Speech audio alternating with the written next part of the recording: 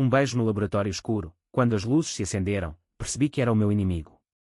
O coração batia tão forte que parecia querer saltar do peito, e o ar no laboratório do Instituto de Biotecnologia de Lisboa ficou subitamente pesado, carregado de um silêncio que doía.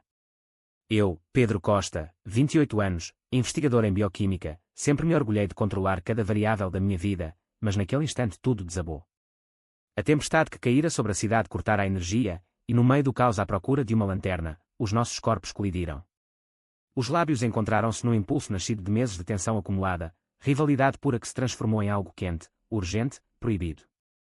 Quando as luzes fluorescentes piscaram de volta à vida, o rosto à minha frente era o de Rafael Santos, o homem que eu jurara destruir profissionalmente, o rival que me roubara o crédito do último artigo publicado, o arrogante vindo do Porto que sorria sempre como se o mundo lhe pertencesse.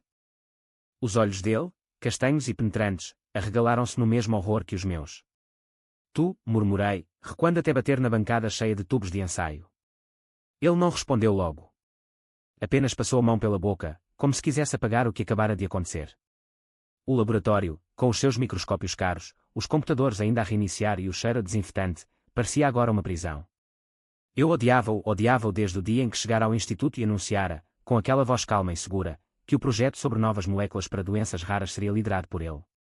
Eu, que viera de Braga com uma bolsa dura conquistada à custa de noites sem dormir e pais que esperavam que eu fosse o filho perfeito, via nele tudo o que eu não podia ser, livre, confiante, visível.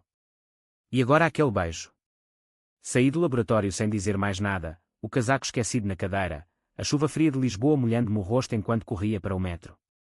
Em casa, no pequeno apartamento de Campo de Ourique, sentei-me no sofá escuro e fiquei horas a olhar para o nada. Como podia ter acontecido?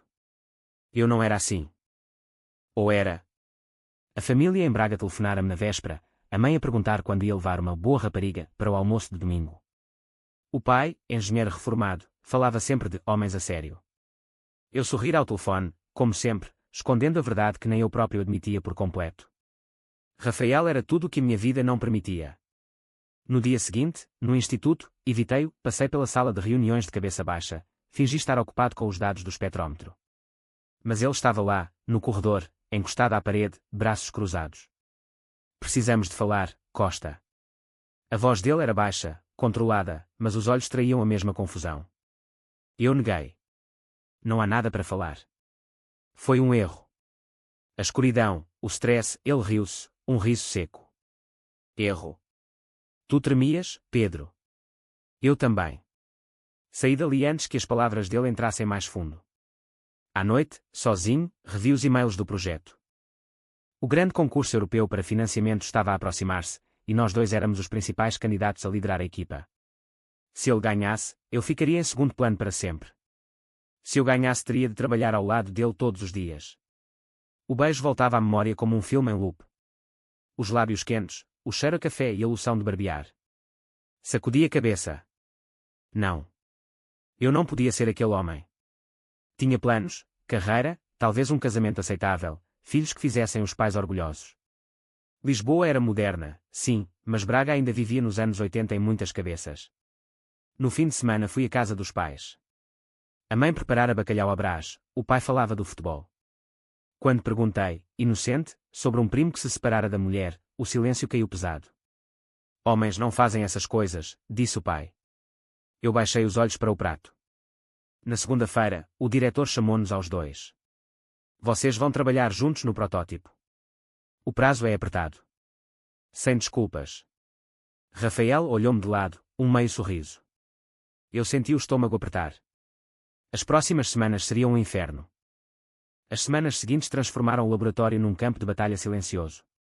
Trabalhávamos lado a lado, os nossos cotovelos quase se tocando enquanto ajustávamos as concentrações das soluções. Rafael era meticuloso, eu era rápido. Ele corrigia-me com paciência irritante, eu respondia com sarcasmo seco. Mas por baixo da rivalidade, algo mudara. Às vezes, quando ele se inclinava para ver o ecrã do computador, o ombro roçava o meu e eu sentia um calor que não era só da máquina. Uma noite, ficámos até tarde. A chuva batia nas janelas altas do edifício moderno junto ao Tejo. Por que me odeias tanto, Costa? Perguntou ele de repente, sem tirar os olhos do gráfico. Eu hesitei. Porque tu representas tudo o que eu não posso ter. As palavras saíram antes que eu pudesse travá-las. Ele virou-se devagar. E o que é que tu não podes ter? O silêncio esticou-se. Eu levantei-me, fui até à janela. Lisboa brilhava lá embaixo, as luzes do 25 de abril refletidas na água. Contei-lhe, em voz baixa, sobre Braga, sobre os jantares de família onde o silêncio era a única resposta aceitável, sobre a bolsa que o pai me dera com a condição tácita de ser normal. Rafael escutou sem interromper. Depois falou da própria vida, crescera no Porto, saíra do armário aos 22, perdera amigos, mas ganhara a liberdade. Não é fácil em lado nenhum, disse ele. Mas esconder dói mais. Naquela noite não nos beijamos. Apenas conversámos até as luzes da cidade se apagarem. No dia seguinte, a tensão no laboratório era diferente. Menos ódio, mais curiosidade. O projeto avançava bem, os resultados eram promissores. Mas o diretor avisou, só um de nós lideraria a apresentação final em Bruxelas. A rivalidade voltou, agora misturada com outra coisa. Um sábado, encontrei por acaso no mercado da Ribeira. Ele comprava queijo, eu peixe. Sentámo-nos num banco junto ao rio. Falámos de livros, de música, de viagens que nunca fizéramos. Quando ele me contou que o ex-namorado traíra com um colega, vi a vulnerabilidade por trás da máscara arrogante. Eu não quero magoar ninguém, disse eu. Ele sorriu. Então não te magoes a ti próprio. Na segunda, no laboratório, a mão dele roçou a minha ao passar-me um tubo. Nenhum de nós a afastou. O beijo no escuro já não era um erro. Era o começo de algo que eu ainda não sabia nomear. Mas a família ligou outra vez. A mãe marcaram almoço com a filha de uma amiga. É uma boa rapariga, Pedro. Médica. Eu disse que sim, como sempre. No caminho para casa, parei no Mirador da Graça e fiquei a olhar a cidade.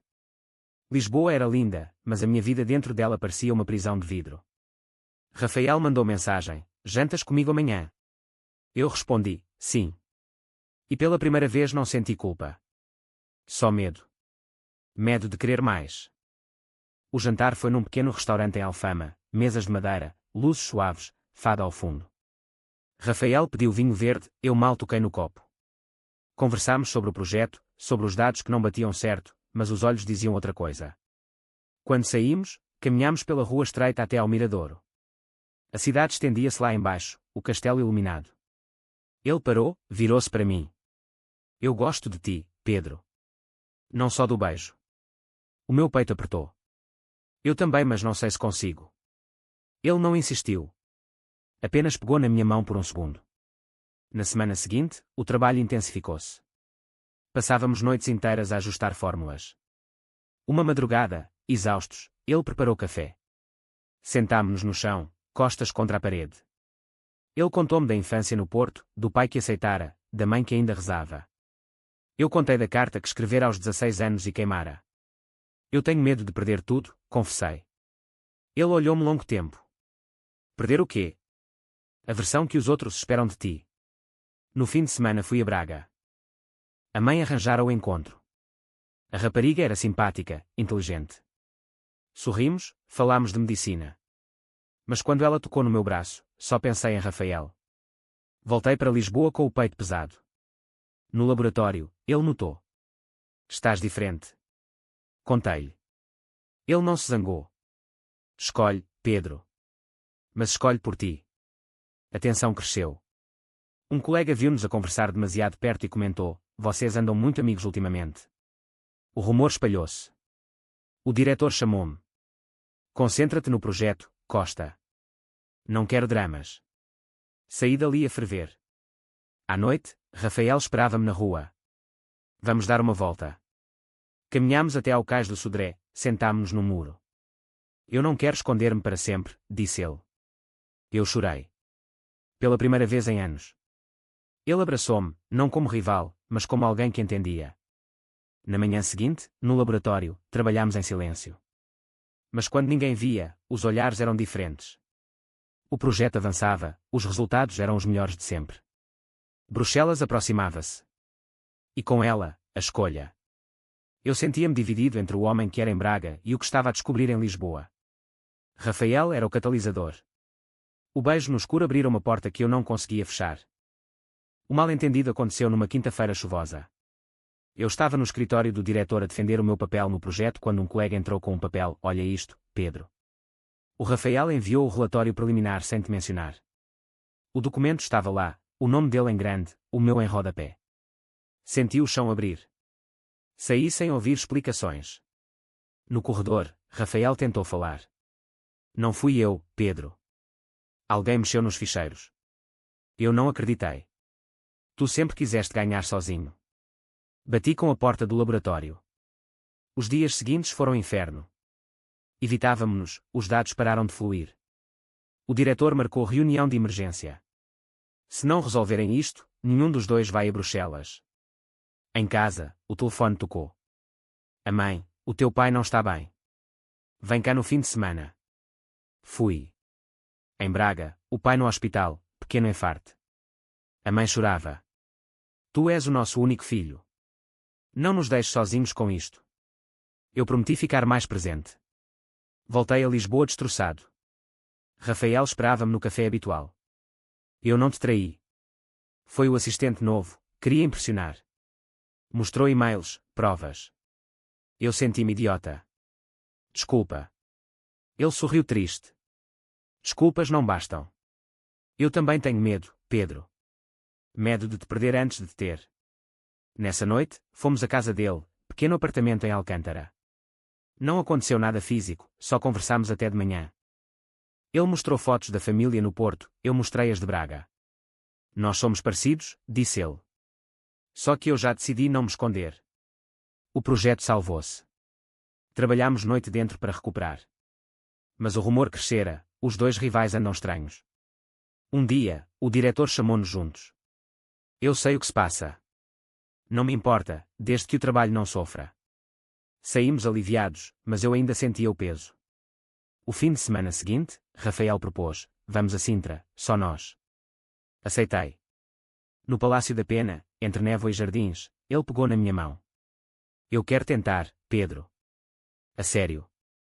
Eu respondi com um beijo, o segundo, agora com luz do dia. Mas ao voltar, o pai ligou, a tua mãe encontrou uma mensagem no teu telemóvel antigo. Quem é esse Rafael? O mundo desabou outra vez. A crise chegou como uma onda. O pai exigiu explicações, a mãe chorou ao telefone. O que vão dizer na igreja? Na família? Eu desliguei, tremendo. No laboratório, o projeto estava na reta final. Rafael via-me desfeito. Vem comigo ao Porto no fim de semana. A minha mãe quer conhecer-te. Eu recusei. Não posso perder a família. Ele não insistiu, mas os olhos mostraram dor. O assistente que sabotara o relatório foi despedido, mas o dano estava feito. Em Bruxelas, a apresentação seria em 2 semanas. Eu trabalhava como louco, dormia pouco. Uma noite, desmaiei no laboratório. Rafael levou-me ao hospital. No quarto branco, ele segurou a minha mão. Tu não podes continuar assim. Eu chorei. Eu amo-te, Rafael. Mas não sei viver assim. Ele ficou em silêncio longo. Então escolhe. Eu espero, mas não para sempre. Saí do hospital decidido a acabar. No dia seguinte, no laboratório, disse-lhe, acabou. Não posso. Ele não gritou. Apenas assentiu e saiu. Os dias seguintes foram vazios. O projeto avançava sem alma. O diretor notou. O que se passa, Costa? Eu menti. Em Braga, o pai melhorou, mas o olhar era frio. Faz o que tens de fazer, filho. Mas não nos envergonhes.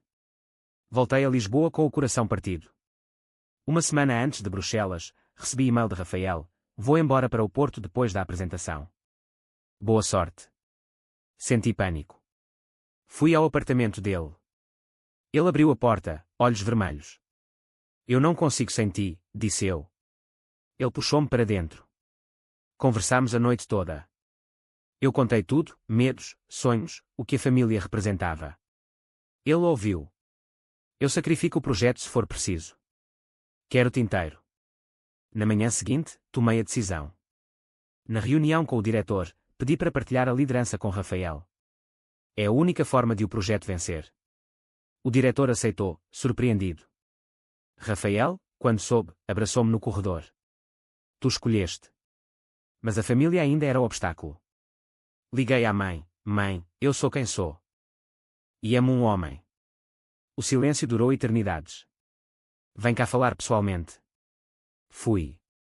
O confronto foi duro, lágrimas, gritos. O pai disse: "Tu não és meu filho." Saí de casa deles às lágrimas.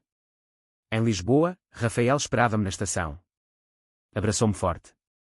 "Vamos reconstruir." A apresentação em Bruxelas foi um sucesso. Partilhámos o palco, os aplausos. O verão chegou quente a Lisboa. O projeto ganhara o financiamento, a equipa celebrava. Eu e Rafael mudámos-nos para um apartamento maior em Belém, com vista para o rio. As feridas ainda doíam, mas cicatrizavam. Fui a Braga 2 vezes. A mãe recebeu-me sozinha da primeira vez, chorou, abraçou. O pai ainda não falava, mas deixou um recado: "Cuida de ti." Era um começo. Rafael levou-me ao Porto, a família dele acolheu-me como filho. Risos, vinho, histórias. Eu senti-me em casa pela primeira vez. Uma tarde, no mirador de Santa Luzia, ele ajoelhou-se. "Não com anel, mas com uma chave. Quero construir uma vida contigo, Pedro." Sem esconderijos. Eu disse sim, lágrimas nos olhos. Caminhámos de mãos dadas pela cidade, sem medo. O outono trouxe novas rotinas, café da manhã juntos, noites no laboratório a sonhar novos projetos, fins de semana em Cascais a ver o mar. Eu mudara. Já não era o rapaz fechado de Braga. Era um homem inteiro. A família começou a aparecer lentamente. A mãe veio a Lisboa, conheceu Rafael. "Ele faz-te feliz", disse ela. O pai ainda demoraria, mas o gelo derretia. No instituto, éramos respeitados. A rivalidade virara parceria, depois amor. Uma noite, no mesmo laboratório onde tudo começara, apagámos as luzes de propósito. Beijámos-nos no escuro, mas agora sabíamos exatamente quem era o outro. Quando acendemos, sorrimos. O beijo no escuro tornara-se luz. Hoje, olhando para trás, vejo o caminho, o choque, a dor, o sacrifício, o crescimento. Portugal mudara também, mais aberto, mas as lutas continuam. E nós, juntos, somos prova de que o amor vence quando escolhemos ser verdadeiros. A verdadeira aceitação do amor gay em Portugal exige sacrificar a carreira ou a família tradicional. Verdadeiro ou falso?